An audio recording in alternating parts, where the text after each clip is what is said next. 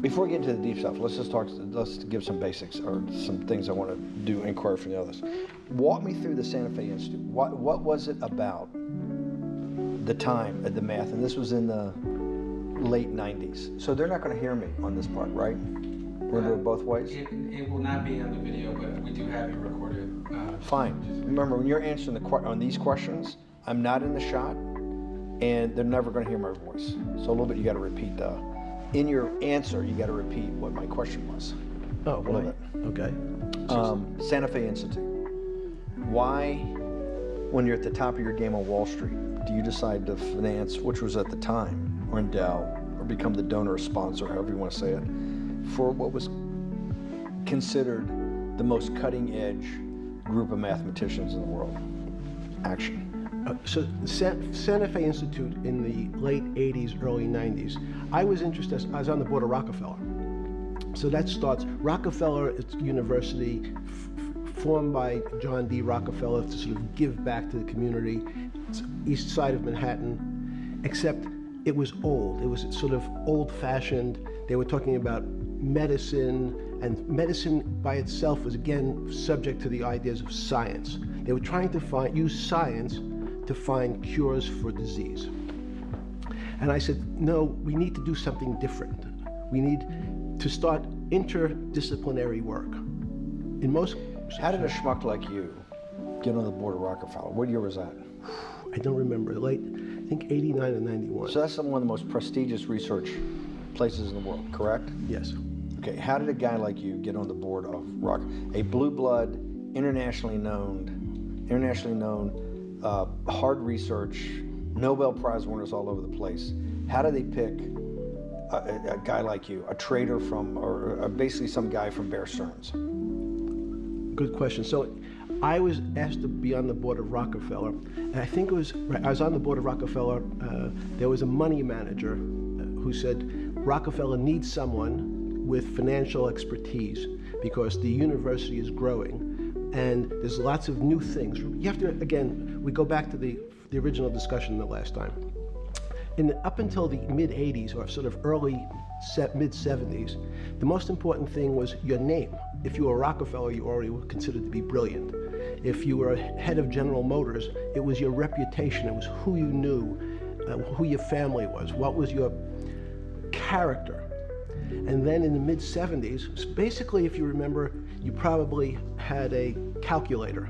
It was very advanced in those days to have a Texas Instrument calculator, where it could, by putting in the numbers, it would multiply for you to do square roots. And that was the first, and everyone who had a calculator was already advanced on Wall Street. A simple calculator, almost like your accountant. The most important parts of business were really now going to calculations. So it's not only mathematics, but it's things that could be calculated. Reputation couldn't be calculated. I could give you, are you a 10 on a reputation scale, an 8? What does it mean to have a measurement of your reputation?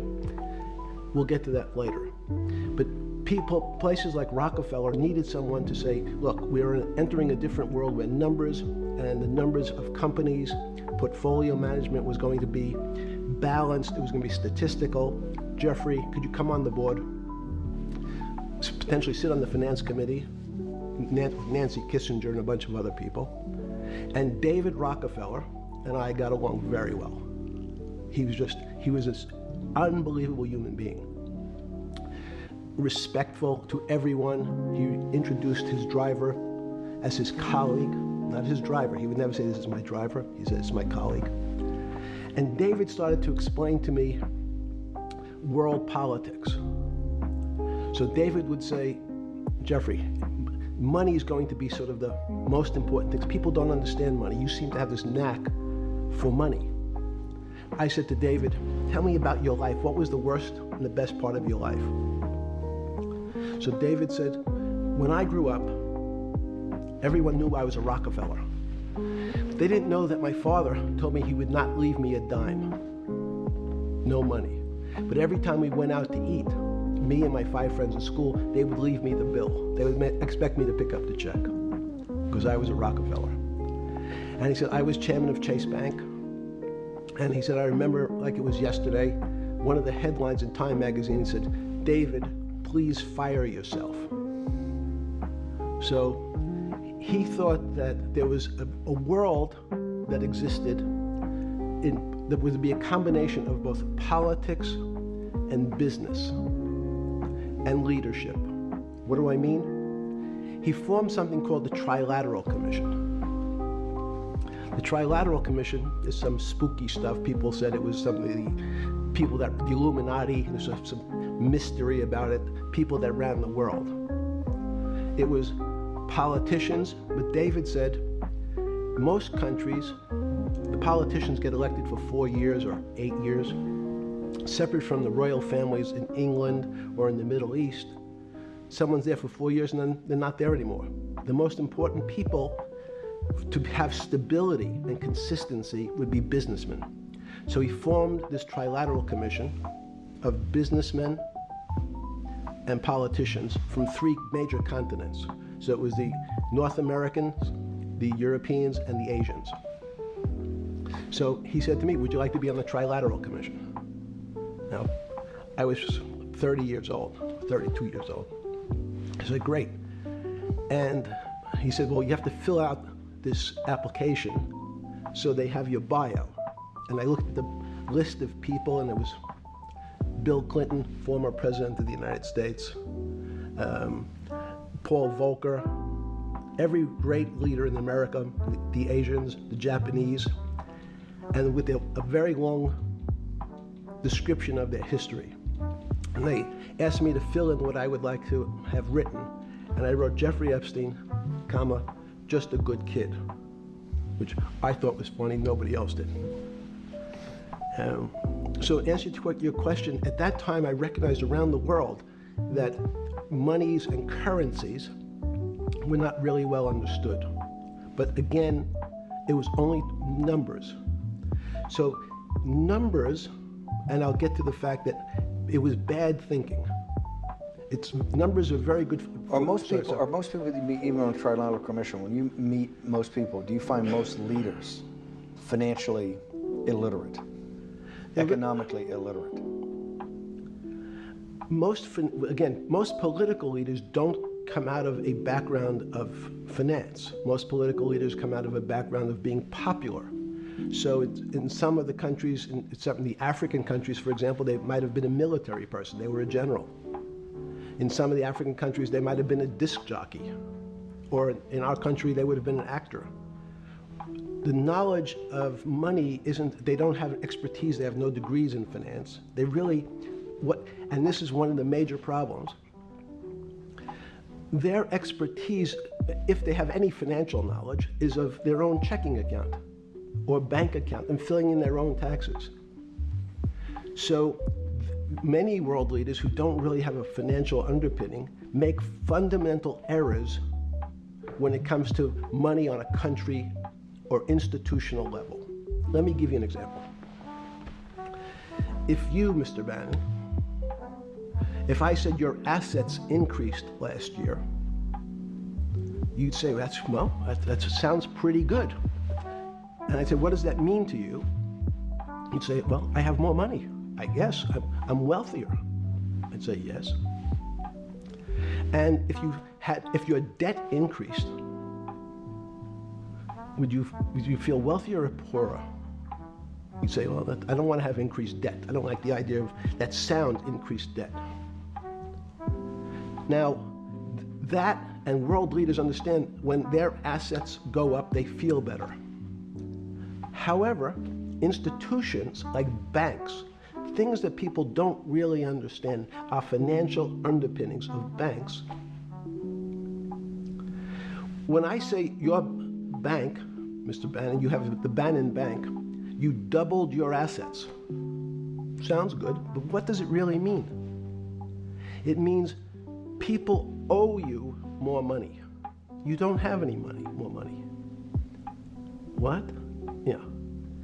A bank's assets are how much it is owed by other people. That's crazy. So if the bank goes from $2 billion of assets to $10 billion, it means people owe it an additional $8 billion, but their assets have gone up. So the terminology of assets and liabilities is different for banks. It's not natural. And what most people, and you ask questions about world leaders, there's many people, I think your old boss Mercer understood, there's a fundamental part of money which is called fractionalized banking.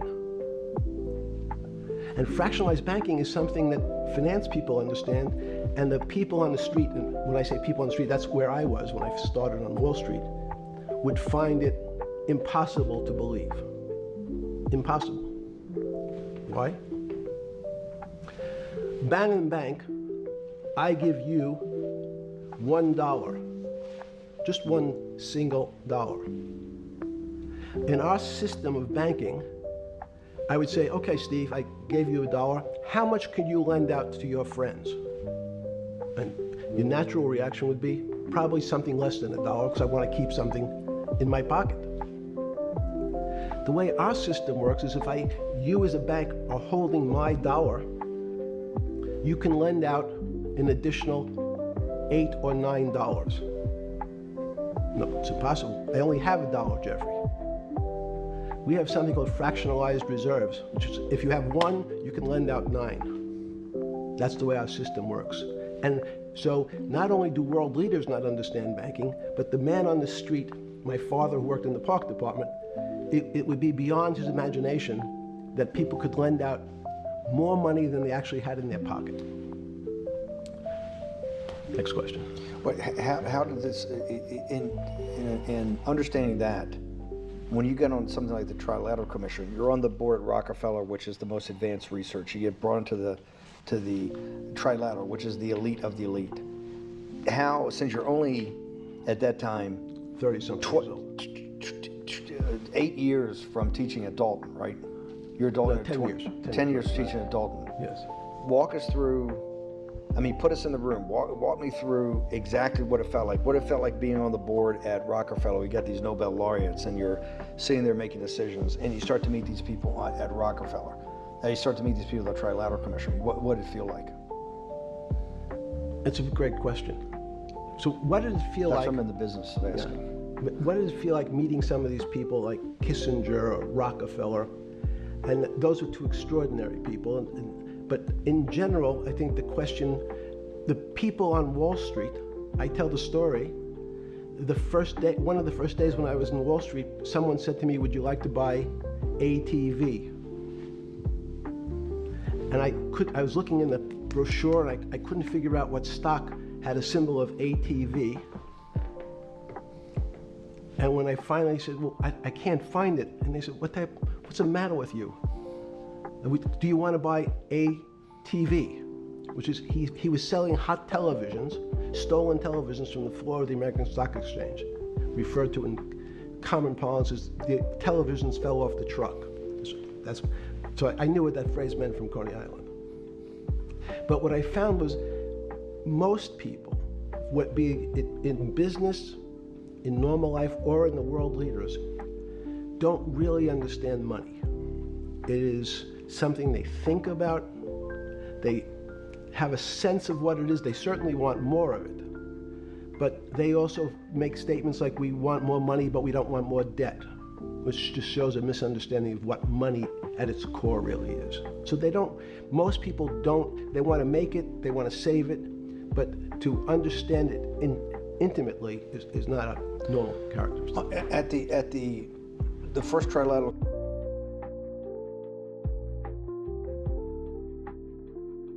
or something? Yeah, good. Just give me approximate. You joined the Trilateral Commission. I think it might be 90. And we'll be able to show we'll pull down the chart of where your name was, but just give me roughly when it was. I think it could be 90. I don't remember. Okay. Let's say early 90s. Yes. When you got on the Trilateral Commission and had the first, do you remember where the first meeting was? It was in Tokyo. In Tokyo. And at what hotel? I would like to say the Hilton, but it's probably not. And it's a 3-day, 4-day? Give me some 3-day event, and walk me through the whole thing. Speeches. It starts with a dinner. Just walk me through it. It was boring. You couldn't possibly think it was boring. It's bullshit. It was boring. You had to be stars in your eyes. No. Did you fly over privately? Yes, but it wasn't my plane. So it didn't count? No. You fly over. Yes. And it was who were the first, like when you first met those leaders, you had to be wowed. No. You're 10 years out of Coney Island. No, I'm not wowed by people of position. I'm wowed by people of great ideas. And I don't care if it's the bus driver. I don't care if it's the student I had who has teeth coming out. Well, these guys have to have great ideas. They're the leaders of the three great continents of the world: North America, Europe, and Japan. No, many of these world leaders become world leaders because they're popular and they were able to get votes, or they were able to convince people to vote for them. I learned later. Many of them were just good at what they did in terms of politics. Remember, world leaders are politicians in general. They're not scientists, they're not intellectuals, they're not great thinkers, they're great politicians.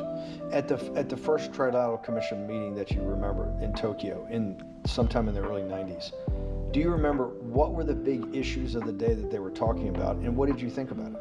Yeah, in fact, it was funny because they were talking about inflation, and they were worried that what would happen, how do you control inflation? And as a mathematician, I didn't understand the concept. I don't understand the concept today. How's that possible? Well, when you talk about most things to do with money, money is meant to be local. It's US dollars. Then I understand what it means. If inflation, it means my dollar today inflates, and it doesn't buy as much as it did a couple of years ago.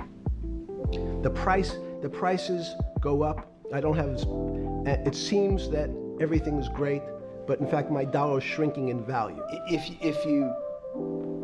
And you're the financial genius here. I'm just a lowly M&A guy.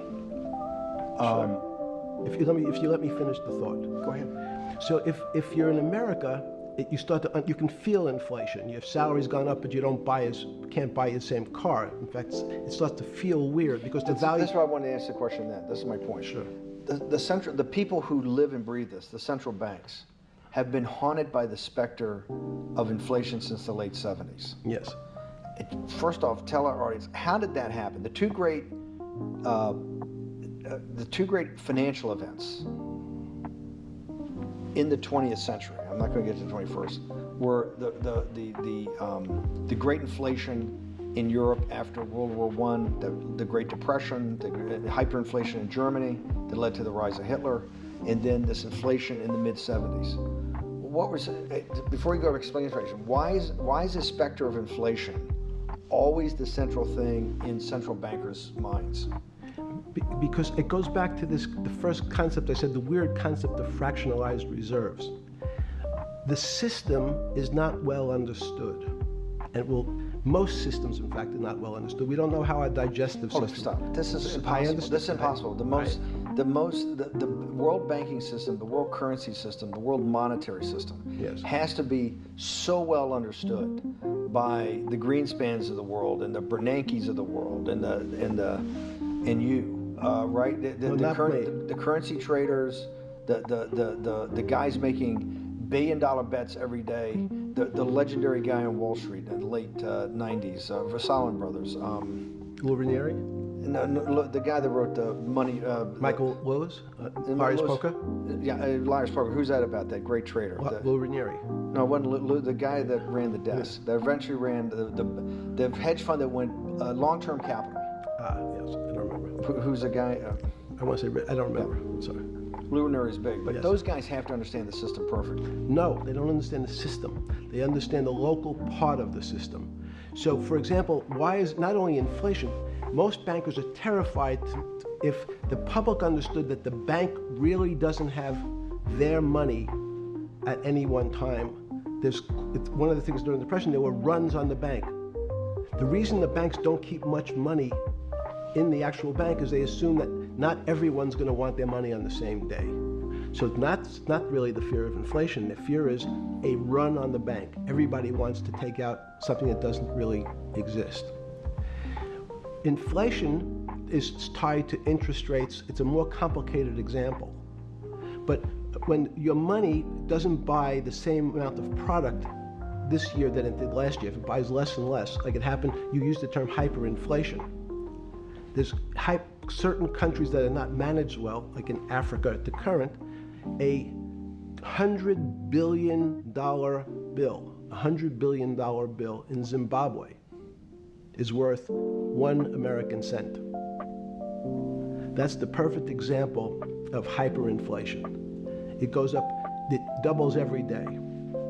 So people are afraid that their value in the system starts to break down. But so if I said to you, does your doctor understand your body system? You'd say, well, I hope so, because I want him to keep me healthy. But you could have a kidney infection, you could have a heart attack, you could have a broken knee. There's lots of pieces of this system. And in fact, when you ask the question, very few doctors understand your entire body. There's a specialist for your knee, there's a specialist for your polynoidal cyst, there's a specialist for your head, and now we have specialists in different areas. So and I'm going to get to your first question about Santa Fe Institute. The world economy and your body are both comprised of little systems interacting with each other and making one big system. This is what's stunning for all the little guys out there, the populist movement, the little guys that haven't had a pay raise in 30 years. They think that these elites, have everything. The guys in the room making the decisions, the party at Davos guys. You're sitting there, you don't think many people today really understand the complexity and really all the moving pieces and how they interconnect in the world's financial system. No, not only don't they understand the complexity, and that goes back to Santa Fe Institute was an attempt of trying to see if there was a way to mathematize, formularize, or algorithmically understand what the term complexity means. That goes back to the original question. Complex systems are complex by definition, but there's not necessarily, it's not one level of complexity. We might say, well, our fingers are complex, the movements, the muscles of our hands, but it's not as complex as the blood system. Now I have a circulatory system. I have systems on top of systems, so that there's no one group or person that really understands the way the body works. There's no one group that understands the way the financial systems work. You might understand U.S. bond market. Now you've asked about the trade of long-term capital. That was a bond fund, very small part of this very complex system. So the goal of the Santa Fe Institute was to see, is there a way to get in, somehow understand how complex systems interact? Fast forward, Steve, to today, where Google and these other engine companies, the other tech companies, are trying to build artificial intelligence. The strangest thing that they found, one of the strangest things, is that the systems that they design, this artificial intelligence, which a lot of people have heard about, is they design a bunch of systems. They're called neural nets. The term simply taken out of brain work, neurons in the brain. Nets because they actually look like a net. They put in some inputs. The computers work, spit out an answer. Sounds normal to you. It's because you're thinking about that calculator you had in 1976 on your desk.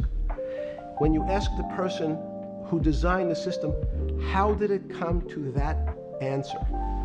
How did your neural net, can you show me the calculations? They say, no, we don't know. We don't know how the thing we designed actually came up with that answer. That's pretty strange. They take the same neural net now and they put it in front of a video game. No learning, nothing. They say to the computer, they say, sit in front of your video game and learn how to play.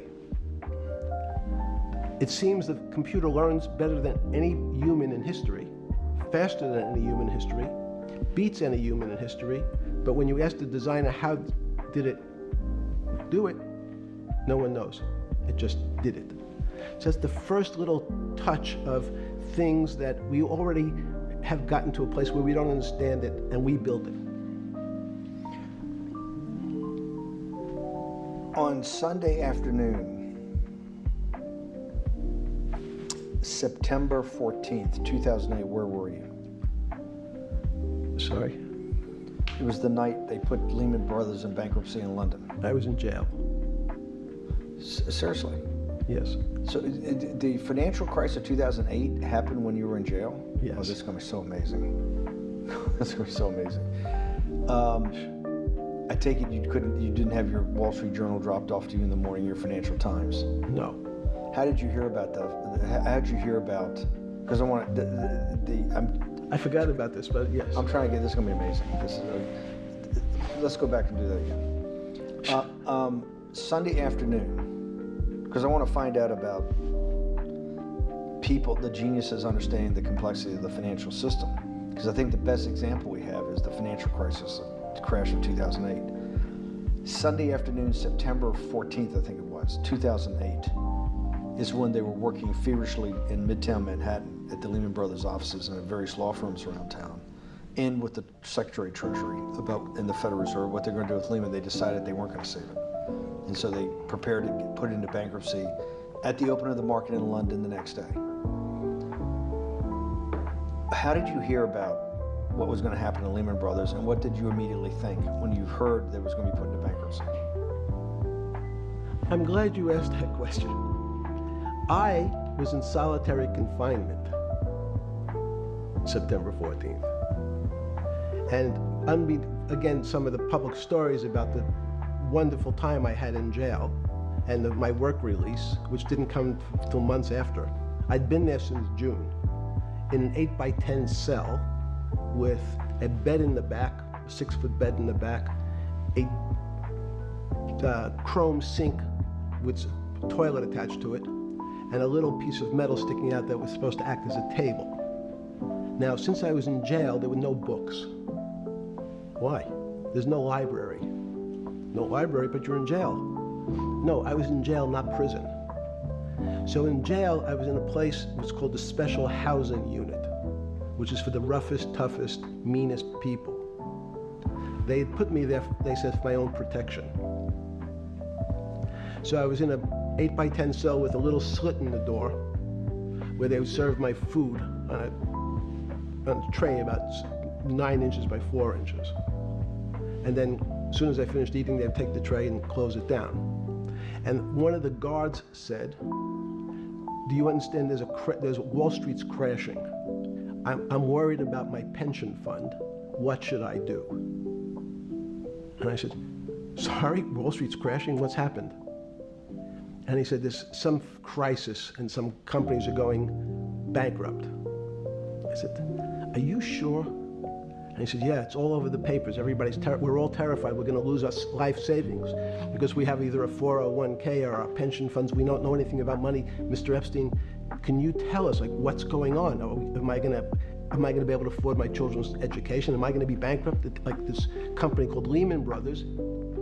And there's another company in the front page today called Bear Stearns. Oh no, I said. Why? Because that's the company I was a partner in. And in fact, that was a company I had a very large investment in.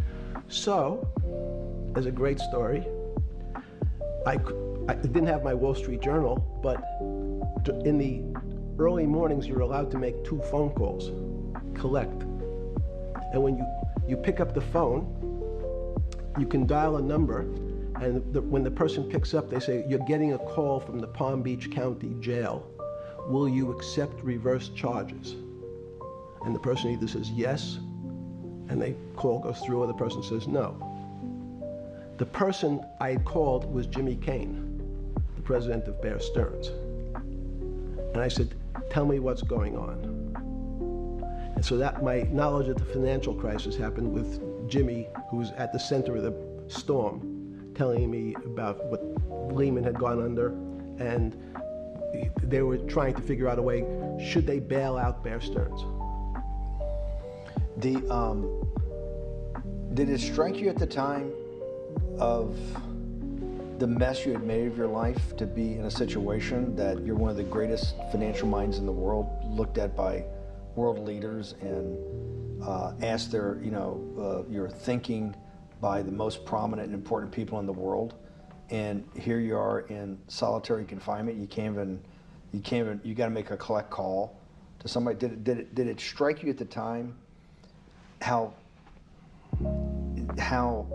all the threads of your life had come together and put you in a position, or you had put yourself in that position? No.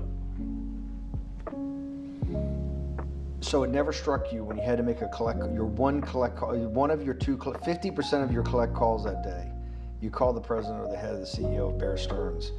The biggest financial event in your life is taking place, of which one, every important person in the world would be seeking your opinion. Number two would be a once-in-a-lifetime opportunity to apply your craft. Number three, it would be a once-in-a-lifetime opportunity to make money if you were smart, and obviously you're smart.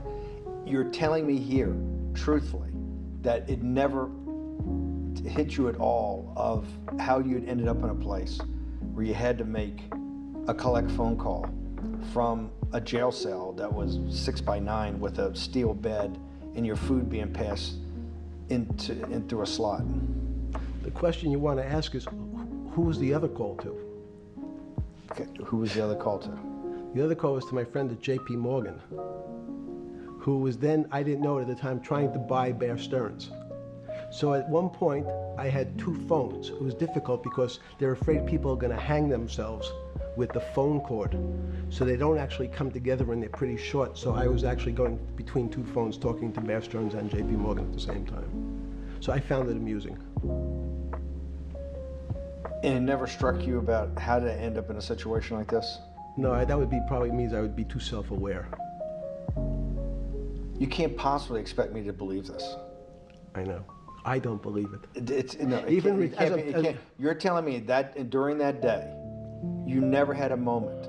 You sat there and go, what the fuck have I done with my life that I'm in a 6x9 jail cell when I should be on a trading desk, or I should be in my $250 million the greatest townhouse in New York City, taking calls from the king of Saudi Arabia, the president of China, the head of Russia, the president of the United States, to save the world's population from a financial debacle. You honestly expect me to believe that that never happened? You're suggesting I was somewhat depressed, and how could this happen to me? I'm not saying depressed. I'm saying a moment of awareness of how could I get myself into this situation. No, I would just say how strange that this happens.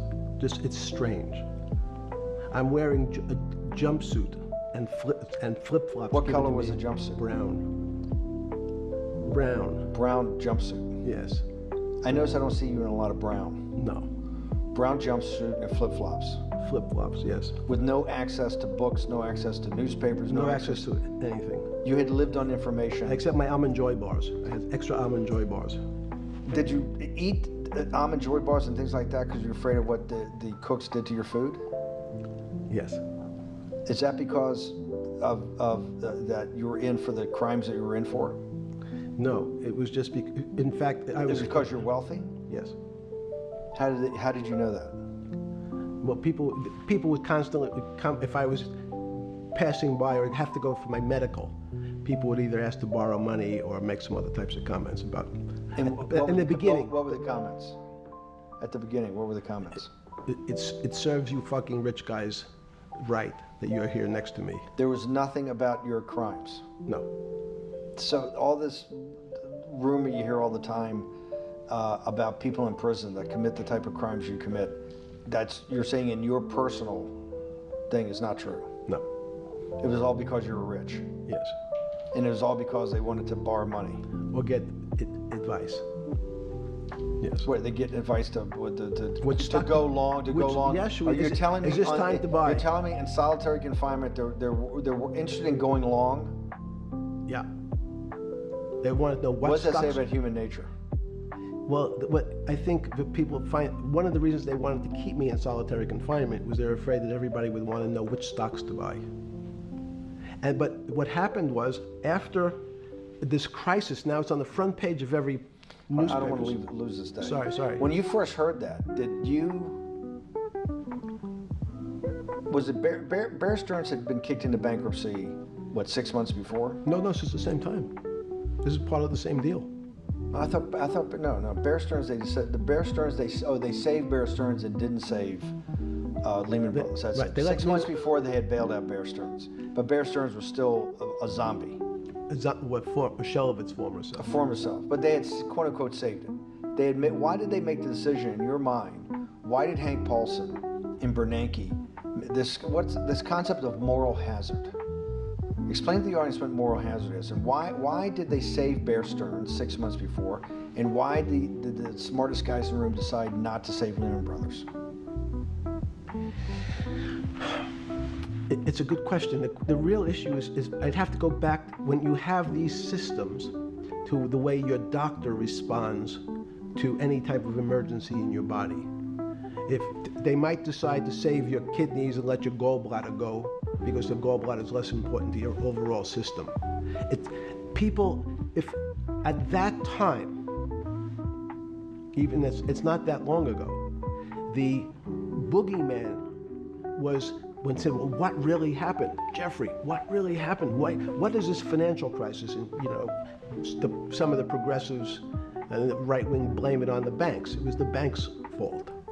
And it's the fault of this very esoteric, unknown concept of derivatives. It was really the derivatives that caused this financial crisis because the derivatives got somehow out of control and in the Mickey Mouse. And that was the way you started your road to a billionaire went right through derivatives. Yes. But derivatives were not the cause. Derivatives were not the cause at all. It's like saying your hair was the cause of your heart attack because it was on top of your head. So what was the cause? There isn't, let me say, there's no one specific cause. These are system collapses. So many times when they have to make your death certificate, when you say, well, what did he die from? They'll say heart failure. But if you say, what was the cause of his heart failure? Well, he had low blood pressure, his sugar was high, he was diabetic, he had all these other problems. But they say, no, we need a word on your death certificate. Did he die from brain damage? Did he die from heart failure?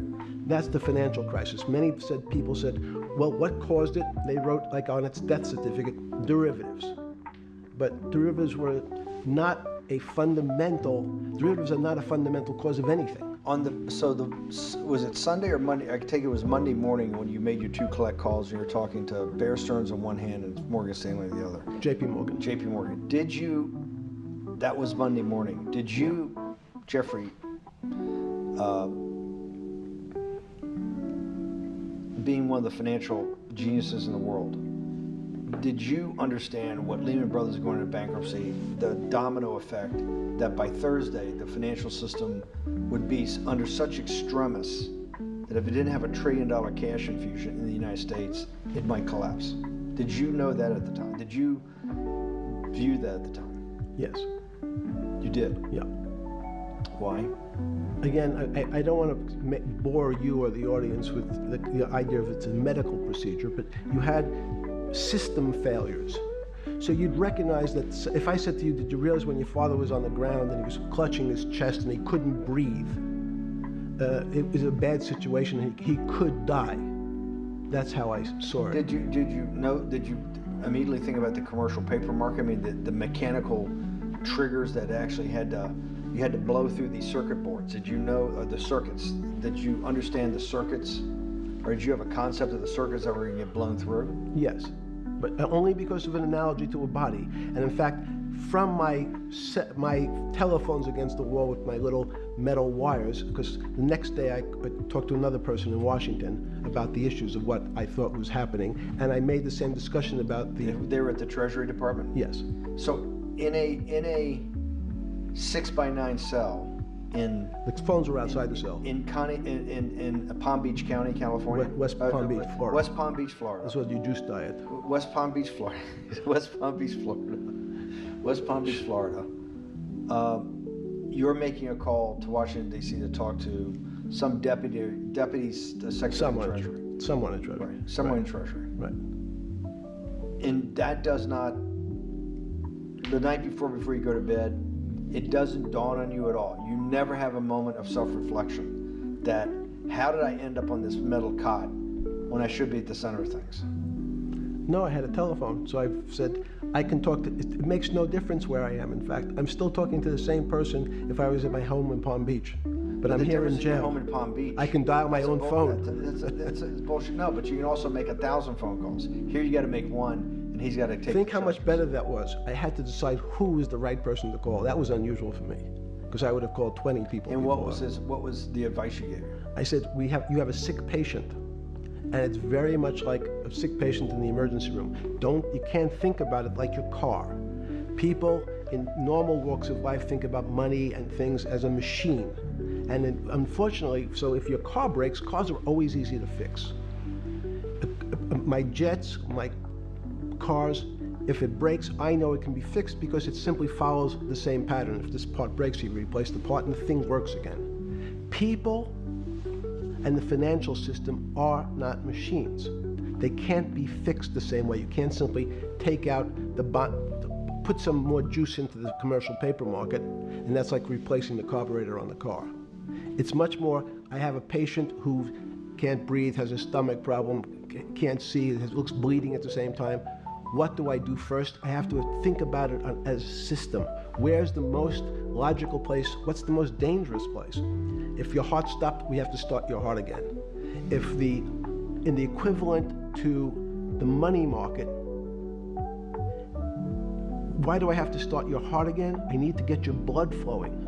If your blood stops, you're dead. If liquidity, which is the equivalent of blood in the financial system, dries up. Once liquidity is basically cash, putting cash into the system. Forget about what it is. Okay. Liquidity is liquidity.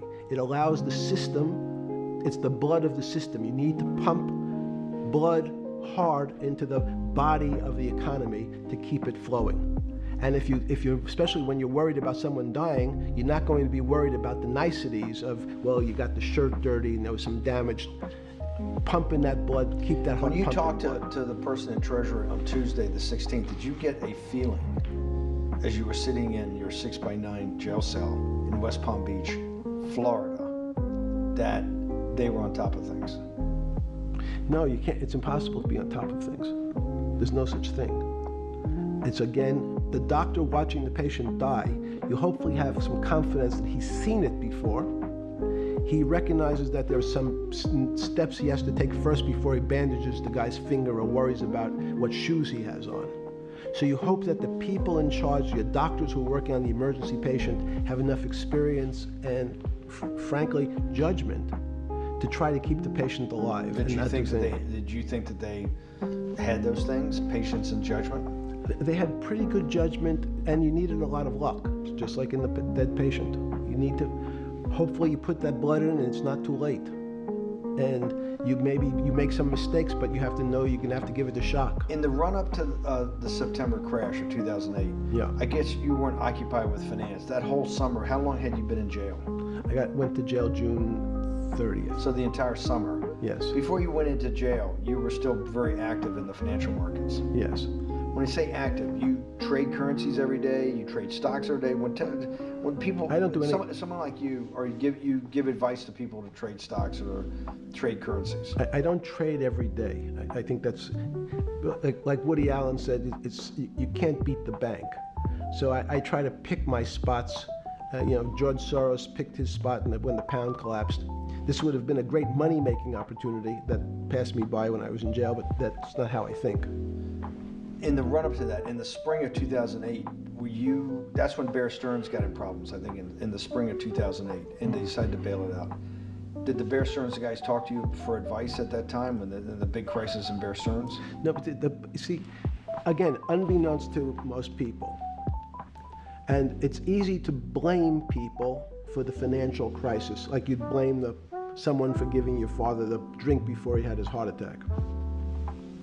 But what really happened, the real enemy of the finance system was Bill Clinton. And if you ask me what and who caused the financial crisis, I would tell you it was Bill Clinton. Because of what Bob Rubin and he did to deregulate the financial system? No. Because as of the last time we had our 60-minute interview, you talked to me about home ownership. And you asked me whether everyone should own a home. And I told you, no, it's too risky. So the financial collapse of 2008 is because of hardworking African Americans, Hispanics, and whites who wanted to have a ownership stake in the society that all rests on their shoulders. They're the culprits.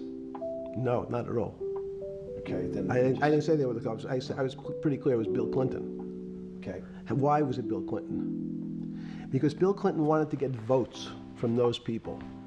And he sold them the idea that instead of renting in a house, and historically the values of houses have gone up, and he said, you guys in these local communities who haven't been able to afford a house before, I'm going to show you a way. I'm going to give you a way, because I'm sure I'll get your vote, that you can own a house, because I want your vote. So what we're going to do is I'm going to let you buy a house, Mr. Bannon, when you really, you're right on the border, maybe, or not even on the border. Your credit is not good. Okay, let's be honest.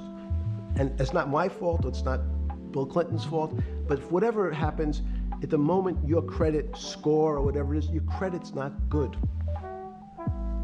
Now, normally, you come to me and want to borrow money, I'm a bank, and I say, I'm sorry, Mr. Bannon, I can't lend you money because your credit score is not up to where it needs to be. Hopefully, if you work harder and clean up some of your problems, it will be.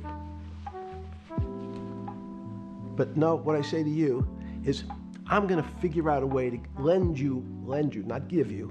I'm going to lend you money anyway, though you don't have a good credit score. And don't worry, I'm going to get rid of the term that you don't have bad credit. Bad credit sounds pejorative. You don't want to be a person. Sounds judgmental. Yes, sounds judgmental. So what we're going to do is we're going to call your credit situation subprime. Oh, nobody knows what that means. Subprime.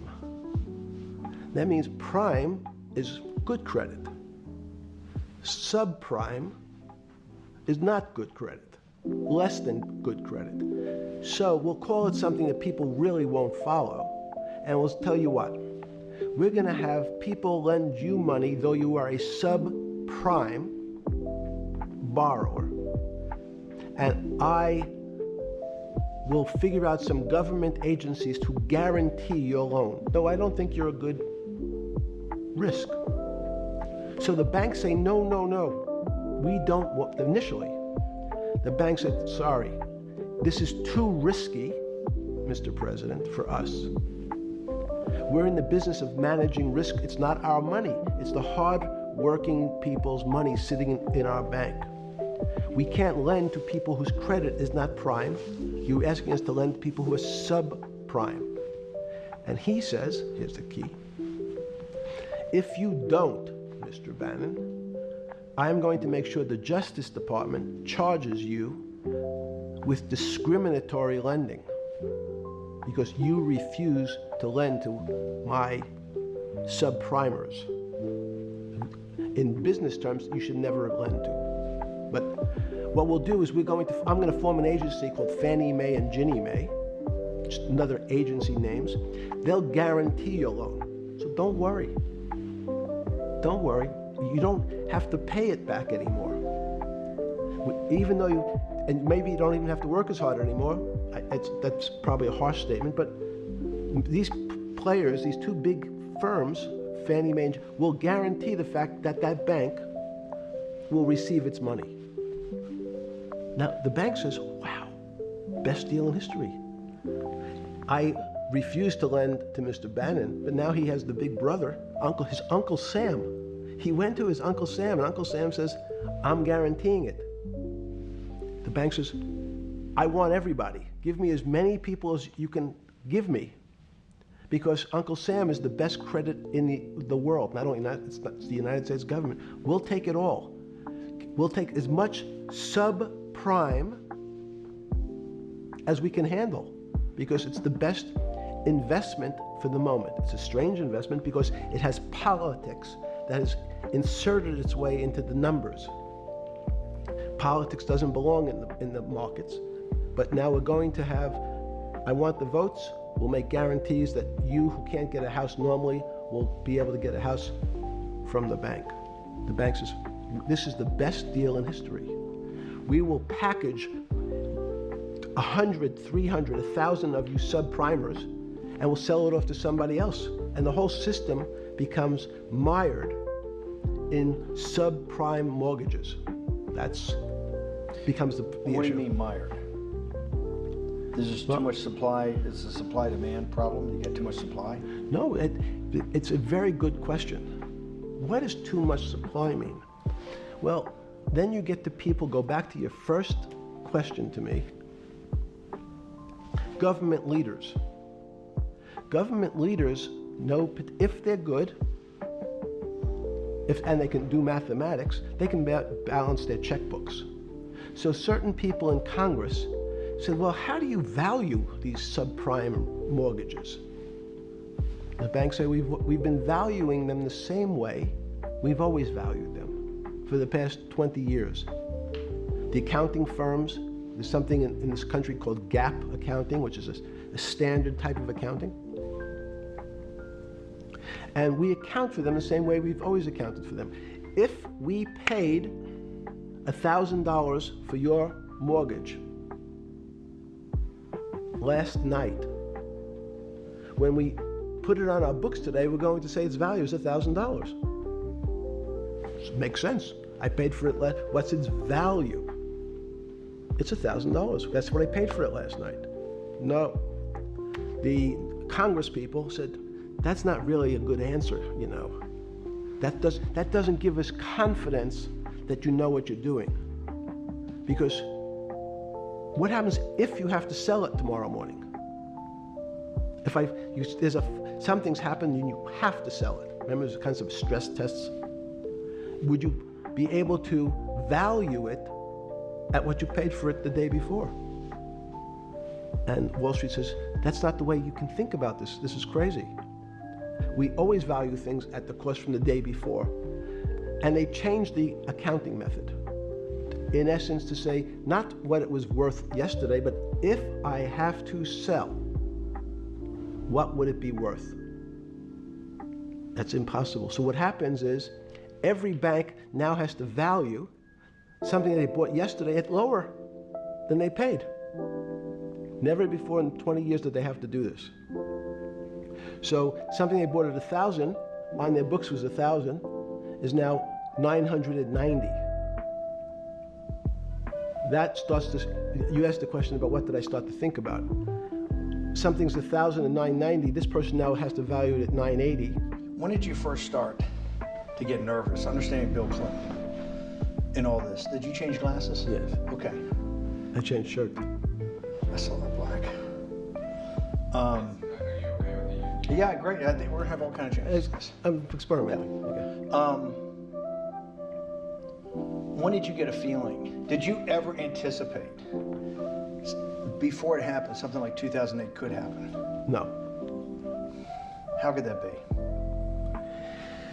It's the word, I can beat it to death, is that it's very much like would I anticipate I'll have a heart attack tomorrow? Unlikely. Was 2008 a heart attack or a stroke? Debilitating? It's a better, it was both. But why was it both? Because in fact, as I said, the blood was getting dried up in the system and the head, which is sort of the central bank, wasn't working. So to some extent, it was a combination, it was a crisis. Did you see that building up over time? It's always been lurking in the background. I mean, if you have an older parent, would you say it's possible, did you anticipate him having the heart attack today? No, you hope things are gonna go better and maybe they'll fix it up. The system was getting too complex, and it wasn't based on derivatives, because what people keep forgetting, and as I was just explaining, Wall Street And in many professions, including Wall Street makes it sound complicated. They don't want the little guy to understand what they do because they make so much money and they don't do very much. So they couch it in words like derivative and stock options and commodity futures and different types of contracts. It's all everyone is capable of understanding it. It is not complicated. But Wall Street, because they make so much money from doing fairly simple things, needs to make it more complicated than it really is. We had a very big recession in the early 90s based upon real estate and Japan basically imploding. Let's again, Okay. you had a recession in the 90s. I don't know what it's based upon. It's always interesting to look back and say, separate from there's certain triggers, like in the 70s there was a... What do you think it was based upon, the 90s downturn? It's clearly there was a huge downturn. No, I know there was a downturn. That's what I know for sure. That's a fact. Everything else is sort of speculation about why did he have that? I understand that, but there's some speculation that has 0% probability of being true, and there's others that have 90%. In the range, when you look at the range of alternatives of what could have caused it in 90, and what I'm trying to do is get you all the way up to 2008. Look, you're the smartest guy in the room, right? You know that. Do you think there's anybody in the world today? Oops, this is going to be a bad question. No, but do you think anybody in the world today, the Alan Greenspans, the Bernankes, is there any central banker you know, any partner of any Wall Street firm, any guy running a trading desk, and I would take it that would be, or anybody at a Larry Fink at BlackRock, Steve Schwartzman at Blackstone, the top 100 financial guys, and let's throw in a couple of Nobel economists, and let's throw in the best professors at Wharton, at Harvard, at Stanford. Do you think that there's anybody that understands money or understands the world's financial system as good as you? There must be. But it doesn't come to the top of the head. No. Okay, fine. Now that I've gotten that, let's go back to 1990. In that arc from the fall of the Berlin Wall to 2008. Good. We started with the implosion in Tokyo of the Japanese economy, Japanese financial markets. We had the huge run-up in internet stocks, right? We had the implosion of that in 2000. The bankruptcy of Drexel Burnham in 90. Mm-hmm. Implosion of Japan, huge run-up in equity markets for the internet, implosion of the internet in 2000, 10 years later roughly. Mm-hmm. And then this run-up through the Iraq War and all that, the run-up to 2008. Every 10 years it seems like we're in some sort of 10 years before the 1990s was the 70s. You sound like an astrologer. Okay. And not a finance person. You're supposed to be a mathematician. It just seems to me a pattern of every 10 years. That's misleading. That's exactly right. Okay. Because people like to see patterns. People like to see patterns where there are none. So a pattern of a financial crisis every 10 years is just in my mind. Yes. Long-term capital, that had to be bailed out back in the late 90s when everybody panicked. And that wasn't that bailout today would look small. It was $5 billion or was $30 billion. Businesses fail all the time. But long-term capital, the Federal Reserve stepped in. But I'm saying people go bad. Things go bad all the time. Yes, you're correct. The audience is watching this, the little guys, they go bankrupt all the time and nobody gives a shit. You know why? They're a little guy. But when long-term capital management goes bankrupt, or Bear Stearns goes bankrupt, or Lehman Brothers goes bankrupt, people care because it's an unfair characterization. Why do you say that? Because again, it's the complexity of the situation. If you think about you have a complex system. You have your body. Now, in fact, the little guy is my finger. This is. And Bear Stearns is your heart. That's correct. But the banking system is my heart. The system, I can't risk my because remember, it's not only my. You haven't been able to name. Hang on. You haven't. Hang on. No, hang. I was trying to hang. I wanted to see if the hang on worked. No, you haven't been able. You're not good enough yet. You're like junior wizard trying to do it. You haven't. Yes. I'll say, since we can't name another guy that's as good as you. There may be a couple out there. You're not bragging. You're humble. It had to be sometime. Please tell me there was some time before you went to jail and basically got cut off from daily information in the summer of 2008 that you started to get very nervous that this complex system, that something was deeply wrong. Okay, first, let's go back. When I say no one understands the system better than I do, it doesn't mean I You always understand. sound like a doctor. You're afraid he's going to get sued for giving a thing. Yes, You're not taking on no. any liability. There's no contingent liability here for Yeah, your answers. no. But the word understand is the problem. Okay. I don't understand the system. So I don't understand the financial system. Please stop. You cannot sit here and Yeah, tell me. no. What we just went through, I'll go through again. The hedge fund managers, the money managers, the central bankers, the commercial bankers, the heads of the investment banks, the heads of all the trading desks, the top economists, and I'll throw in the business school lecturers at Stanford. Of all the top 200, 250, you can't name at the top of your head the guys are at least at your level. You have to understand it somewhat. No. Sorry. We all don't understand it. No one understands it. It's a mirror. It's that's part of the problem. It's impossible to understand. That word understand simply means if this happens here, that will happen there. It's predictable. Understanding means it's predictable. It's not predictable. That's the problem. In complex systems, that was the fascination. Is there a way to tease out some level of predictability? So No. In fact, you would ask the question. It's a great question, which was it a stroke or a heart attack? Now, most people don't know that before they were going to have a stroke, they had a stroke. They just have a stroke. Do they understand why?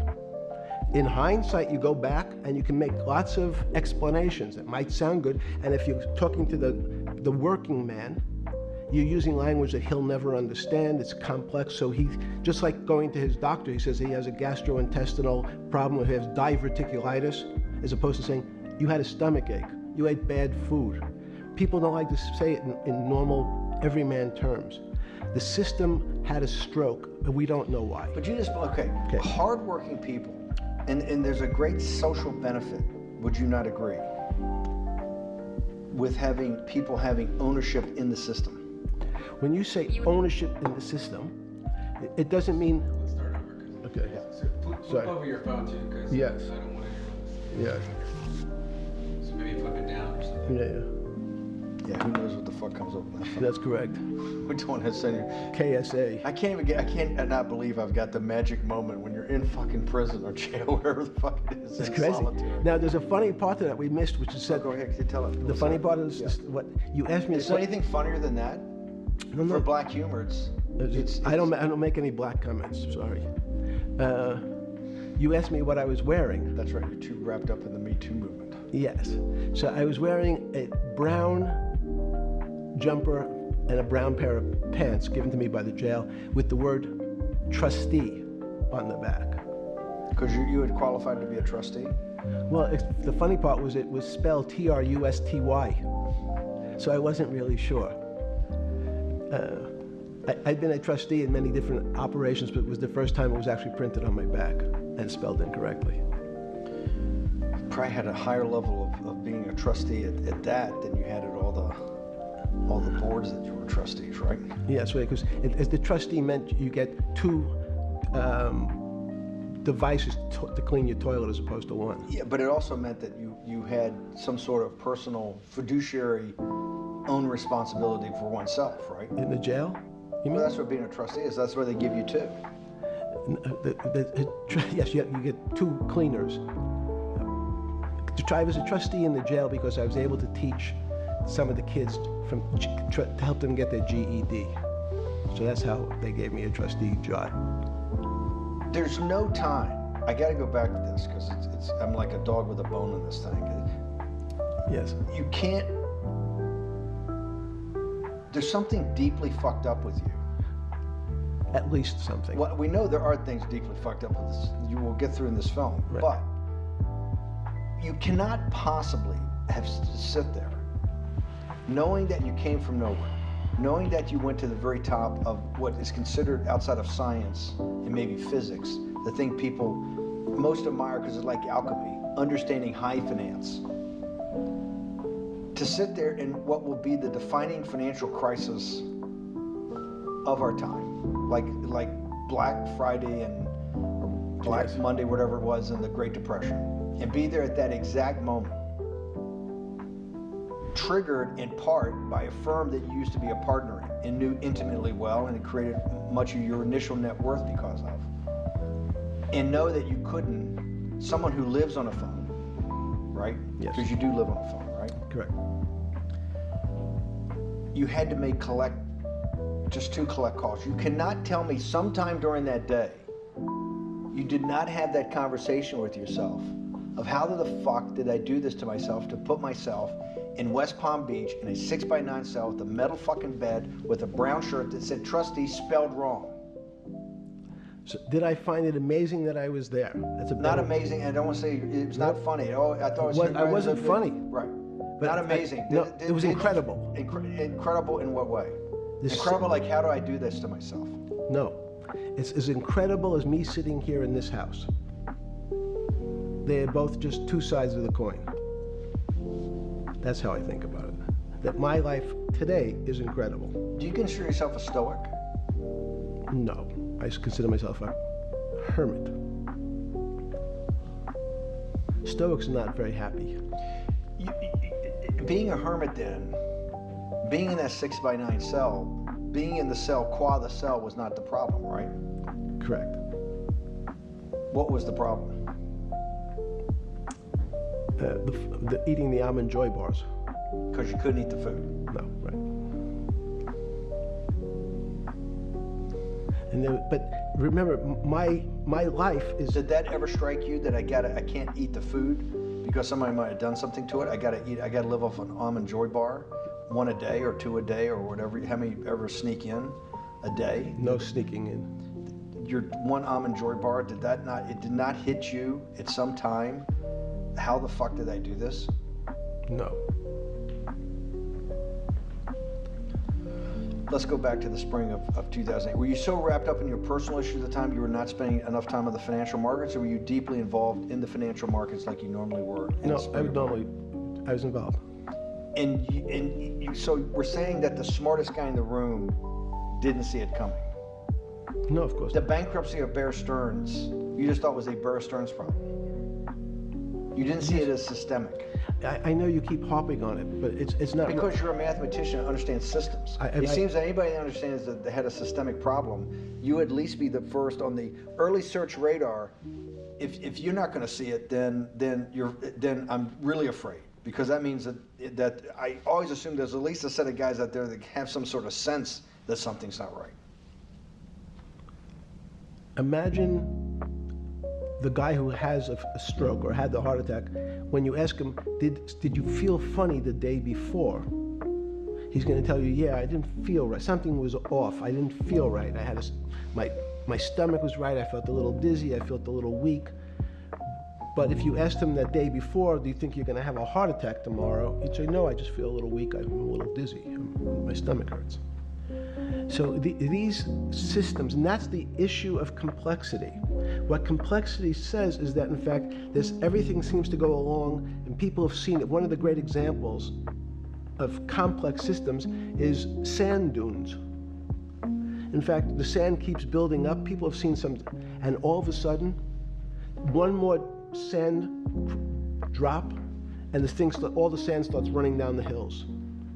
That's the way I see the financial markets. When you funded Santa Fe in the early 90s or late 80s? I believe it was early 90s. I can get back to you. But early 90s, Santa Fe was funded for the study of complexity theory. It was math. So let's back up. So why did I buy a ranch in New Mexico in 1993? So that gives you some sense. So I would have funded it in 1990. Los Alamos, which was the high energy lab up in New Mexico, was losing all its scientists. And Los Alamos, it was where Oppenheimer and where a lot of the nuclear weapons program, the bomb. That's where the original Manhattan Project. Manhattan Project was as Los Alamos, and you bought your property out in New Mexico to be near that? Yes, because the scientists were going to be, they cut the funding for high energy physics. But the people who worked in Los Alamos would still be in the Santa Fe area. They cut that because this was the Cold War dividend, right? I don't remember exactly why. It was because, again, people thought that physics and high energy physics really wasn't that important. Because that was about nuclear weapons. No, it was because they decided, which is maybe not right. This was the same time that Murray Gell-Mann came up with the term quark, Q-U-A-R-K. He picked it out of an old poem, the word quark, but it was it was mysterious. So they were starting to understand in the 90s that our world of the physics world, there was things that were just unexplainable. They called it strange things. You gave it a name. You gave it some characteristics. You called it had charm, was one of the terms. It had a charm. It had a flavor. It had a color. But no one, Mr. Bannon, understood what it was. Just like the financial system. And you wanted to investigate that. I wanted to see if we could build tools so others smarter than me could help investigate it. And that was the beginning of your concept of the Santa Fe Institute. Yes. And Santa Fe Institute was founded to do study in this type of... Can these areas of strange things be described by some form of mathematics? So that's what I'm trying to get at. The foundational thought, the organizing principle of Santa Fe, yes, in the high physics lab at Los Alamos, right, which had been the headquarters of Manhattan, and the Trinity Project, right, the bomb. Yes. So you're talking about the elite, the high priest of physics. Of physics. Yes, sir. Which high priest of physics, some subset of that is also mathematics. Yes, they're both similar. Project out. One of the tools you want to do is to make sure that in this complex system, the finance system, I'm doing a lot of this for philanthropy and a lot for the good of mankind, but also to be able to understand this complex system, the most complex outside of maybe our body, of the financial world. Yes. Did they create tools, or were you smarter in than the mid-aughts, 15 years later, than you had been then because of work that was done at Santa Fe? No, it was great. But in fact, most of the money, most of my philanthropy in the area of, can you describe things that appear to be unexplainable by mathematics, and can you fund people who have new ideas? And unfortunately, when someone thinks they've been able to, there was a man, Stuart Kaufman, when they think okay, I figured out how to be able to predict the unpredictable, what appears to other people to be unpredictable. But my system, in those days it was called genetic algorithms, can predict what things will happen, then they all want to make money. So they use their systems to try to figure out, they know they have figured out the way to make money because they figured out the unexplainable. They try, they go bankrupt, and we start again. So with a cold view, what I've come to realize is that the attempt to mathematize, formularize, or what in your prior work, to understand what really is, in today's world, still unexplainable, is impossible. They're miracles. Your first head of Santa Fe was Christopher Langdon, I think. Langdon from Australia. But Murray Gell-Mann was the funder. He was the rock. Yes, he was the rock. He was a Nobel Prize winner. Yes. Yes, and a wonderful guy. He came out and helped us with the Biosphere 2 project. He came with Chris Langdon. Yeah. Chris Langdon was the operator, the day-to-day. Chris was doing artificial life. Right. Murray tried to lead his own artificial life. Yes. When Chris came to Biosphere 2 for the first big conference we had in 1994, he was one of the most impressive guys there, among all the world's elite. Kew Gardens, the Lawrence Livermore lab, the labs at Sandia, all the major universities, Lamont Doherty, all the big Earth observatories, Woods Hole. What set Langdon apart, I thought, and the reason I invited Santa Fe to be part of it, was Langdon actually made a presentation that everything, and he was making this to scientists, a lot of marine biologists, a lot of people that were just beginning, Wally Broker and people who were just beginning the study of climate change, at that time called global warming. That he made this compelling presentation that everything's really mathematics. Yes. It's all just back to math. And you have to, all these experiments you do, one of the reasons they're not considered by the high priest in physics as being real experiments is that they don't have a mathematical basis to it, and everything has a mathematical basis to it. Langdon seemed like a radical visionary. What happened to that concept? You go back 350 years. So you have Isaac Newton, you have Leibniz. Move forward, you have people like Heisenberg and Gödel, and what every one of those mathematicians and philosophers came to understand is that there's something there's numbers can describe certain things, approximate certain things. But in fact, trying to put measurements and numbers on other things that are really unexplainable is folly. So 300 years ago, they said that unexplainable realm was God. And people who attempted, in fact, to explain the unexplainable, who said, yes, I understand the unexplainable, were charlatans, they were the occults, they were the astrologers, they were the con men. Alchemist. Yes, well, no, alchemist was, in fact, they believed that there was a way to transmute one metal into another. In fact, they always wanted to see if they can create gold. There's no reason, if you think about it, they recognize that one metal is different than another metal because it has some additional pieces to it. It has additional neutrons or protons or electrons. So because they thought it was a machine, they believed it was a machine, if I can take 5 protons and add 5, that gives me 10, I should be able to get gold. Move everything around inside these systems, the molecules transmute one molecule into another, and if this molecule I've transmuted it into is gold, I'm a rich man. It's back to money. But there's something strange happens. Isaac Newton says, this is really weird. If I want to push a ball on the table, I have to touch it. Maybe I have to blow on it. But I actually have to push one side of the ball or the book to move that side. I'm pushing here, and obviously this thing is what appears to us humans to be solid, so it moves as one thing. But the only way to get something to move was to touch it or put a force against it. Okay, seems to make sense. Everybody has that experience. I want to lift a glass, I lift it. If I want to push a ball, I push it. If I want to pull a ball, I pull it. But he recognized when the ball fell off the table,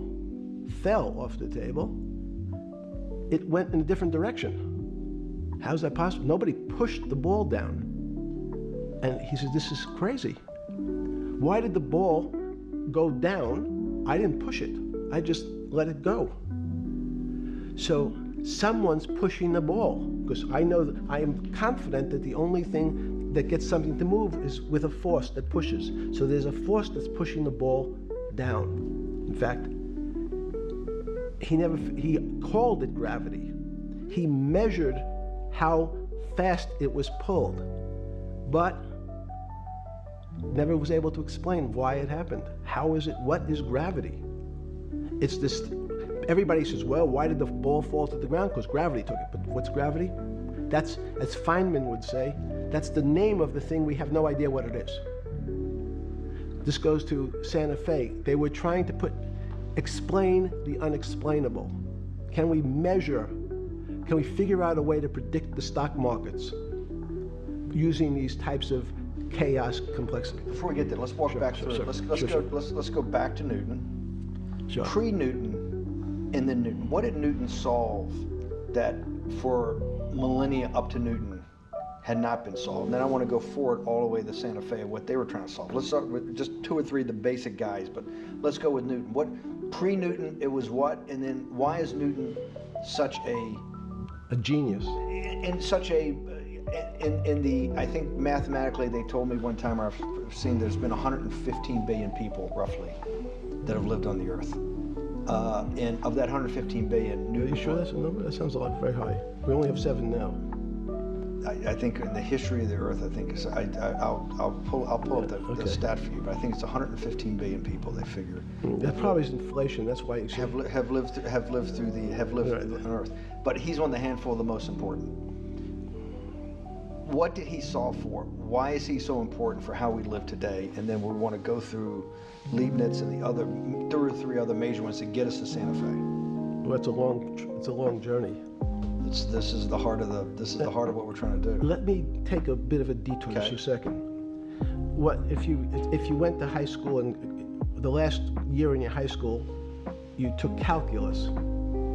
So Isaac Newton sort of invents calculus. Well, that sounds mathematicians To torture seniors in high school before they graduate. Yes, but obviously no. Yes, the answer is yes. Certain people could never do calculus. Why is it? Why is calculus why is that the dividing line between, to me, people who can handle that and can go on to do certain things, and people just hit the wall, even if they know math? It seems to me that there's that calculus is the thing that changes. It bridges. That's because it's about the theory of change and the theory of how things change. It's a great question. But in fact, what calculus does is it's somewhat philosophical. That's why mathematics is Newton wasn't a mathematician, he was called a geometer. That's what they used to call themselves. They understood geometry and numbers. But there's an old conundrum where it says, during Pythagoras' days, Zeno's paradox it's called, where they said, well, if the wall is 2 feet away from me, and I take one step that's halfway to the wall, that'll be 1 foot away. And if I take another step that's half again, that'll be half a foot away, and then 1/4 of a foot. I could walk forever but never touch the wall. Doesn't sound realistic, doesn't make any sense in our real lives of the physical. But what Newton understood is many problems were like that. Many things approached the wall, or in calculus, approached the limit, but never really reached it. So he said, it's okay, you don't have to reach it. We can do lots of the mathematics as if it was so close, it was almost there. And we could do lots of mathematics almost being at the limit. And this is really important, Steve, for today. Because most of the science up until today was things that are starting to approach the limit. You were taught in high school that if you had 1 divided by 0, if you remember your high school algebra, you were told, what's the answer to that? Is there an answer to 1 divided by 0?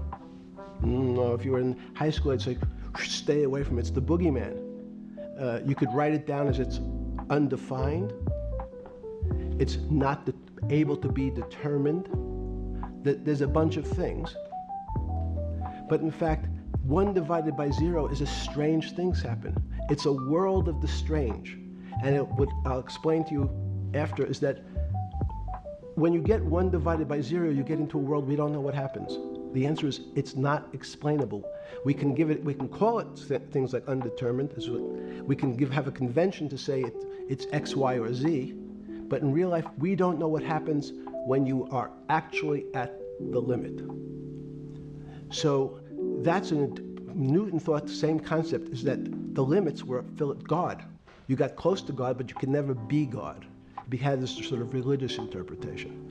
Okay, I want to go back to Newton. Why is Newton such a big dividing line in mankind's history? What is it about Newton? What is it about what he tried to solve? What did they not know beforehand? And because we live to a degree in a Newtonian universe, although I realized later subparticle atomic physics, but at least for a while it was Newtonian. So what's the dividing line? Why is he so important? Why is he an inflection point in mankind's movement from the swamp to the stars? It's a great question. The stars were by Kepler. What Newton starts to allow us to do is to make accurate predictions. Remember that we've talked about that with money, about the things in our physical world, how cars, but he didn't have cars, how horse carriages moved, how bowling balls moved, how pool cues and pool table balls. Had people tried to solve that before Newton? Many. Heraclitus or Plotinus, Pythagoras had these greats that we hear about. Had they tried to solve the same problem? not the same problem. They try to, again, what Pythagoras does, he starts to figure out this relationships in triangles. For example, everyone knows the a squared plus b squared is equal to c squared, that Pythagorean theorem, which is basically says these shapes in a triangle, each side of the triangle has a fixed relationship with the other two sides. That's strange. He knew, again, but it was all numbers. This was a system of things in the physical world, and Pythagoras says we can start putting numbers on things that help you predict how they will behave. You can add two triangles and make a square, some different shapes. They were looking at geometric forms. Newton says, well, I want to know how planets move. I want to know how things around me move. Can we find formulas? Can I find formulas that explain what I see in the physical world, how physical things interact and how they describe one another? Again, the fact that two solid masses, for some very strange, unknown reason, unknown today, attract one another, no matter what they are. People have seen the experiment. You hang something, two little metal balls from a string, they move towards each other. In fact, they move towards each was very specific. So when you drop the ball to the floor of this room, Newton says, in fact, the room came up a bit to meet the ball. The room moved. It's imperceptible. You can't really perceive that motion, but they attracted each other with certain ratios. So he started to be able to measure things in the physical world. And that was great advances. It also, you wanted to move very quickly. Unfortunately, most people, especially in the 20th century, 19th century, said, well, like Newton, let's measure everything.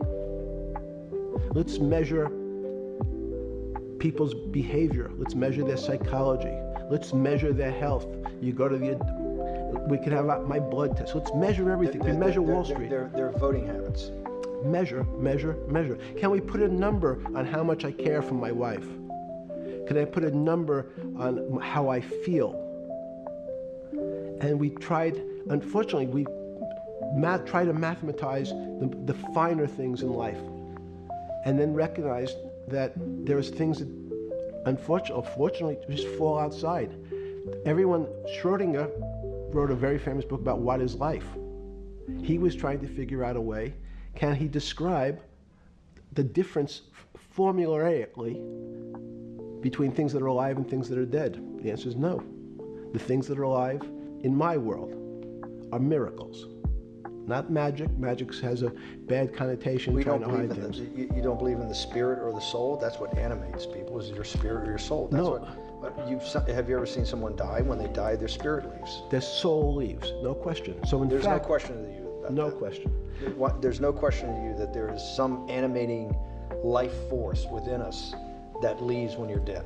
Yes, in fact, I refer to the soul. There's obviously a certain the questions in the past, even because during people would normally think you were soulless. So thank you. To have you talk about you actually believe in it and have done some thinking about it is pretty shocking in its own right, isn't it? Well, again, mathematics, Leibniz thought. So Newton was at Cambridge, and he was the head of the math department, right? He's a professor, essentially. Yes. But Leibniz, was Leibniz a German professor? Yes, but what Leibniz said is the soul is so strange, because God took chemicals, which is simply the material, like tables, and he somehow made this material able to have a thought. How strange is that? Not only does it have a soul, but some way it was put together that this material substance is able to think. So when you say to me, it's obvious to everyone that there's such a thing as a soul. Now, if you're part of the Charlatanville, you'll try to explain it to people. The soul I describe as the dark matter of the brain. Why is it dark matter? Because in high energy physics nowadays you hear terms of dark matter, dark energy. Again, terminology. It's a complicated term. Why is it dark matter? Because we can't see it, that's all. What do you mean you can't see it? Well, somehow we see something moving towards this area of darkness. Something, I can see this thing. This appears to me to be empty. It's just black, but I see it being drawn this way. So I say, well, I know if this were matter, that would follow that equation. If this was solid, it would explain the way this particle moves. But I can't see anything here. So I'll just call it dark matter. And I'll say, I don't know what it is, but it behaves as if there was something there. The soul is obvious to everyone that there's something different between things that are alive and things that are not alive. But we have no idea what it is. It's currently unexplainable. I believe we need an entirely different system of analysis to try to figure out. But Sorry. No, with Newton, with all his alchemical studies and things he worked on the spiritual side, Leibniz had just talked about the soul, Schroeder talked about what is life. If a modern scientist or someone that you funded at MIT or at Harvard or one of these things talked in those types of terms, they would be considered to be a wingnut today, wouldn't they? They would not be on the path for tenure, right? Unless they were in the philosophy department. This is exactly my point. We're talking about three of the greatest mathematicians in mankind's history that have really changed mankind. Talking like this, what happened? How do we get to a situation where they could not be in the high physics, they could not be in the mathematics department or working in high energy physics? Good, it's an easy answer. Newton was a combination of mathematician or geometer then and philosopher. And as time went on, those disciplines seemed to move apart. We had philosophy. Some of the philosophers can't do math, and some of the mathematicians. And again, mathematicians often break into two categories. People that solve problems. Those are more like geometers in the old days, just problem solvers. And then there's thinkers, theoreticians. They're more like the old movement towards philosophy. But neither one of those two groups have been able to figure out why something is alive as opposed to something that's not alive. No one's been able to describe what the soul is, but we all know it exists.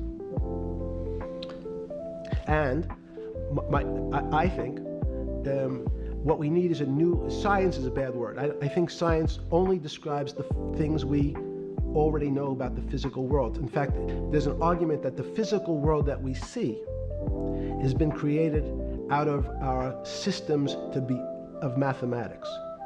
Mathematics, everyone knows mathematics describes the physical world much greater than it should, unless my view, the physical world really comes out of conscious beings that have mathematics. So they create it. This table appears to you and I to be solid. To a bat, because we have light that's bouncing off the table into our eyes, it appears solid. If instead of eyes that responded to wavelengths of visual light, our eyes responded to radio waves, the radio frequencies, it's not different, it's the same type of frequency as light with different speeds, the table's invisible. We know that our phone works in this room. So the waves are coming through the windows, the waves are coming through the walls. So the walls are invisible to that type of radiation, that type of energy. The walls I can see them because my eyes, a physical system determines that the walls are there. You, with Murray Geldman, you founded, or with the original donor, and had the idea of Santa Fe Institute. 10 or 15 years later, that effort to study the complexity of systems mathematically. Yes. Was a total failure. Yes. A total failure. Total failure. Why is that? It's the failure of science because, in fact, if to some extent science doesn't describe romance, I don't know why I'm attracted to somebody. I don't know. People are attracted to each other, and everyone has the same feeling. They've seen someone walk in the room, and they say, "Oh, that person gives me a creepy feeling." Science has tried to describe. Science doesn't describe what creepy feelings means. They just know it's a creepy feeling. I think women, as I said the last time, have an intuitive sense. What is intuitive? They have intuition, they have feelings, and they're able to deal in the realm of things that men, especially men like myself, find unexplainable. Women have intuition, men see things a bit differently. Men want to measure everything. Women are not really that interested in measuring. In what you're saying in macro terms, you actually think science, mathematics, maybe ultimately technology is moving to that more intuitive. I think science and math are old-fashioned. And unfortunately, people are still taught that they have to learn algebra in school and certain things in school, as opposed to learning to have an emotion. Is this what Larry Summers was trying to get at? Maybe he didn't say it perfectly enough, but what he was trying to get to in that system, the systems we study today, the way mathematics is either taught or understood, that women just haven't gotten up to the highest realms of engineering or physics or mathematics because of that. And you're actually implying that there's a either new branch of science, or we've hit an inflection point like in Newton that's going to go in a Newton took mankind in a different direction because he was able to measure. Then you had subatomic, non-Newtonian physics later. Are you saying that you think there's another developing field that's coming up that may take us, I don't know how many decades to get our hands around, but that's what's evolving out of this? Yes. Yeah. In fact, I think that mathematics, it's not the end of science. Every year someone says it's the end of, we can't discover everything. There's lots to discover with a relationship to the physical world, but we know a lot already. In respect to the unexplainable world, we almost know nothing. Women, again, sense it. And instead of Larry Summers, I won't digress too much, but Howard Gardner early on said, there's not one form of intelligence. It's not mathematical intelligence. There's emotional intelligence. There's kinesthetic intelligence. There's this argument that I reject that black people are less intelligent than white people. It's not true. We know, for example, that if I was in the forest and I had to run from the lion or figure out a way not to be eaten, and my competition is a local African, I'm the one who's getting eaten because they have the intelligence to deal with their local environment. So it's just different. It's not better, it's not worse, but there's many differences amongst different types of people. And so people have different intelligences, and they excel in some intelligences usually and less so in others. When did it come to, because the world of high finance is a world of pure reason, or is it a lot of emotion and gut checks and on trading desk and central banks when these decisions get made? Is it that high church, like the high church of science of high energy physics, or is it as much emotion that comes in as much as the mathematics and the reason? It's a great question. I think if you talk to really experienced and successful traders, and you ask them how they know what's going on, they can't give you an answer. They don't know. They feel it. They can feel the way the market's moving. They can feel the way the stock's moving. And that these are not very well-defined terms. It's difficult to put in mathematics terms, how did I feel it? You could look back and make guesses what I was seeing. But great traders feel it and then act on their feelings. That's the difference. Many people feel it but are afraid because they want a mathematical justification before they take that next step. When you first got on the trading desk at Bear Stearns in the late 70s or mid 70s, were you shocked by how little actual understanding of mathematics that the traders comprehended? Yeah, well, again, we had a Texas Instrument calculator. Most stockbrokers, especially before 1975, if they were good stockbrokers, could add. That's about it. They could multiply. If you could multiply, you were already in the top 15% of stockbrokers. Stockbrokers simply meant there's a story. When I went to the first person, I had no money. And I said, how much money do you make a year? And he said, $400,000. I said, impossible. I'm making $10,000. That's probably more than your family had made in his entire existence. Yes. And he makes it in a year. I said, what do you do? And he said, it's too complicated for you to understand. Which is what the main thrust of Wall Street people, they want to tell you it's too complicated. Because if you understood that that person was simply, he had a brother-in-law, in fact in this case, who ran the pension fund of General Motors. His brother-in-law would call him and say, buy 1,000 IBM. He'd hang up the phone, he'd write it out on a ticket and walk it to a window. That was his entire skill set. Hello, write what my brother-in-law says, walk it to a ticket window. Give me an example when you were on the trading desk in the early days at Bear Stearns of a time that you felt either complete uncertainty or you saw total panic, where something was happening that people couldn't foretell and that they were like in an airplane cockpit where it's going wrong. Walk us through that. In 1978, I think it was, across the news wires, there had been a collapse of the currency in Thailand. On the other side of the world, had no relationship to me. I wasn't sure where Thailand was. But the fact that a currency, a country's money, had all of a sudden dropped tremendously in value affected the rest of the world's markets. And people panicked because they'd never seen that before. A very small part of a very complex system had a shock throughout the whole system. So prices on Park Avenue apartments, the bond markets, the stock markets, every started to gyrate.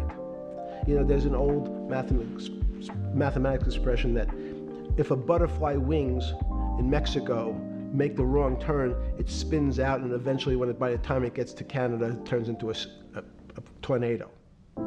So these are part of complex systems. So yeah, Wall Street in certain parts. Santa Fe Institute was supposed to actually come up with a formula for that, for the butterfly wings. Why in 15 years did you reach the end of at least that experiment? Every attempt to, that's why it's so exciting now, because I think certain people are starting to realize that there's so many things that are unexplainable that we have to think about them differently. Music is a great example. It's a common man's example. You know when you hear a certain song, it makes you feel a certain way. How does it do that? We don't know. We can't mathematize it. And even that music, Steve, nowadays we compress music. When you have a violin, it's compressed onto your iPhone.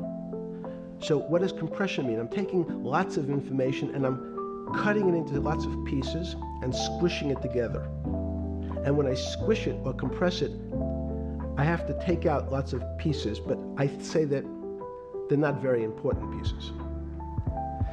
It's those pieces that we take out when we compress data, to me, are the most interesting parts of life. You just said a while ago, so part of this new search for science may go back to when people were actually talking about a soul, and you said there's no doubt in your mind that there is a soul. Describe for me what you mean by that. What do you mean by soul? What do you mean soul different than the physical analog body that we're seeing on film right now? It's difficult to describe in words. I mean, I'm not a poet. Poems get a little closer to what that really means.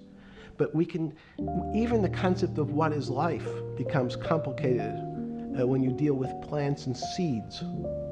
Is a seed alive? I don't know. Certain people would say, no, it's dead. When you're a banana, one of my favorite examples is the banana that's sitting on the countertop in your kitchen today.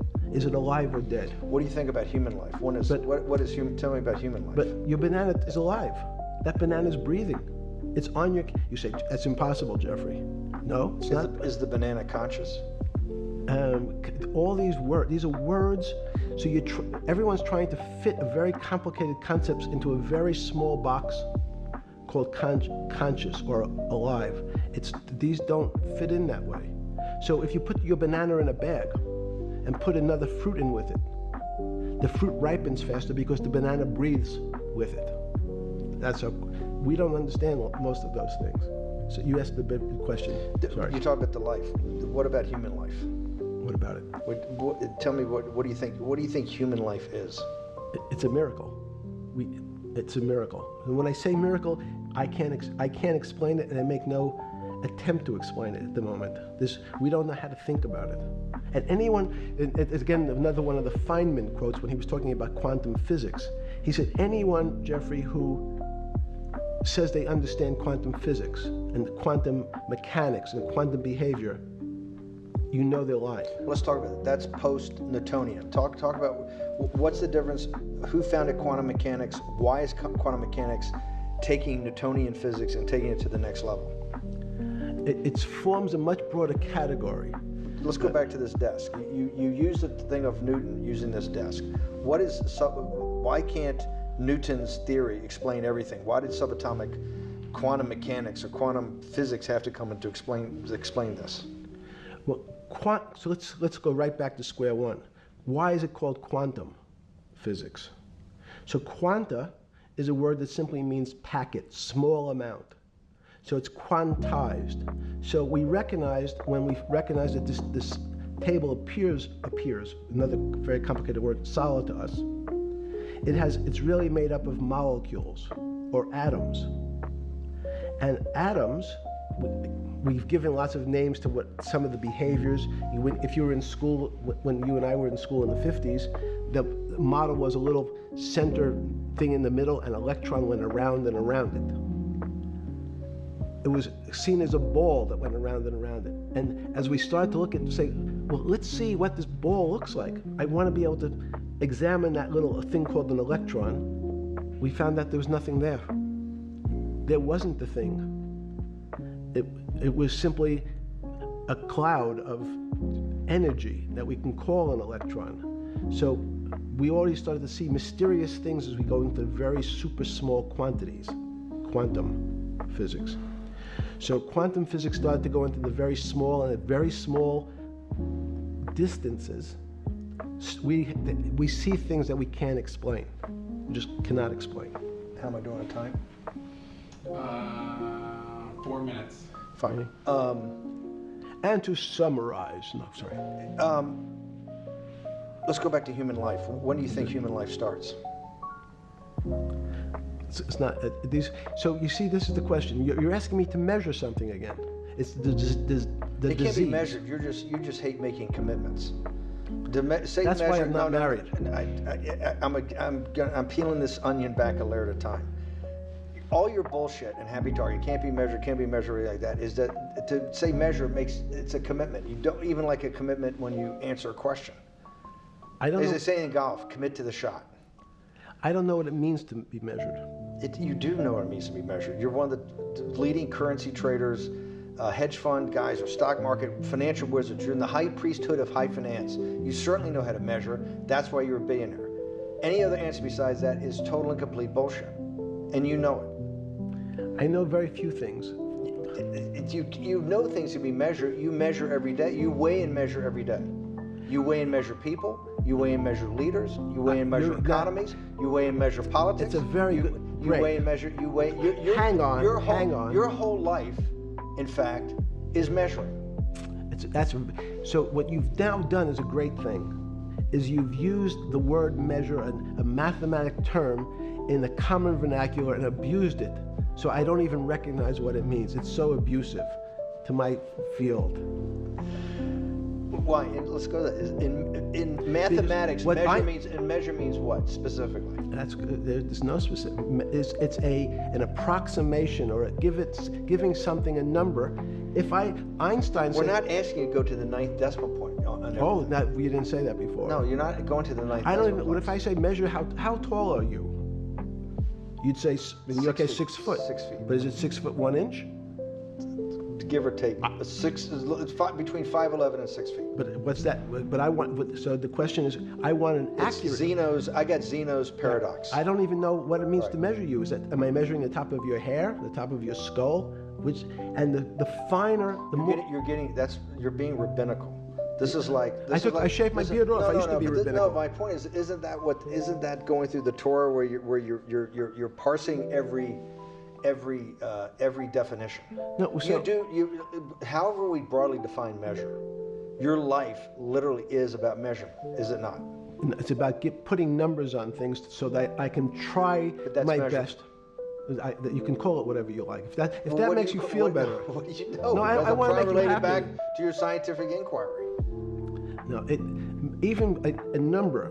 People don't. A number is a complicated When did thing. you come? When did you come to this inflect? When did you come to this aha moment? Was when it was in your solitary confinement, when the biggest financial crisis in world history was going on, in your 7x9 jail cell with your metal bed and your two brushes because you were a trustee with the brown uniform on, trustee spelled wrong. Is that the moment of clarity that you had about science and Newtonian physics and everything that we can measure is really not going to be the way we go forward? It's going to be much more esoteric, emotional intelligence thing. Was that your moment of clarity? I wish it was, because it would make such a great story for this interview, but it's not. It's the fact that I lead such a privileged life to come across. But when did you? If it didn't happen then, when did it? Or did it happen before? I was going to hopefully get to the. Okay. I'm in a privileged position to have some of the world's smartest people come to my house and tell me what they think about different subjects, and I finally realized that the thing that they had most in common was there was this area, no matter how smart they were, that when I asked them the questions, they said they'd have to resort to a 500 or 1,000-year-old response to that question, which was, I don't know. You know who else found that out? Socrates. That's what Socrates kept doing, right? Socrates kept asking all the experts. He would go through, question after question after question, and realize at the end they didn't really know. They really didn't basically understand what they were talking about. And one of the things that people won't enjoy, it turns out that potentially one of the bad things to teach children is how to write. It's writing, reading, and arithmetic was supposed to be, everyone's supposed to be taught. But writing forces you into a very narrow channel of thinking. You have to write in a certain form, in a certain way, in a certain linear pattern. So your thinking becomes somewhat narrow. The reason I brought up writing is one of the recent discoveries of mine with respect to Socrates, Plato, and Aristotle, is they never wrote anything. They spoke, and people around who could write wrote. Socrates could think. So that was... Jesus of Nazareth was the same way, right? Never wrote anything. I thought he was a carpenter. He was a carpenter. But didn't he need like a little carpenter's tool? I don't want to get that. But at least his written record. Right. One last thing. Sure. Thank you for having me to your house.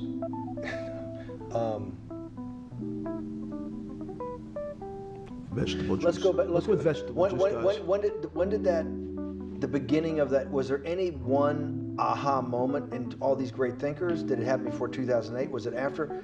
That came up over, I know, many years, but when did you actually realize, hey, something new's got to be developed? Yeah, that's great.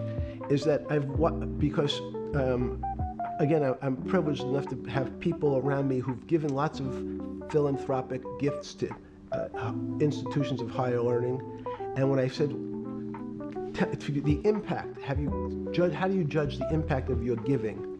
And we sat down and said, no really new ideas have come out. And I realized that, of course, it hasn't come out because we've been looking at using science and mathematics, and it's the wrong tool.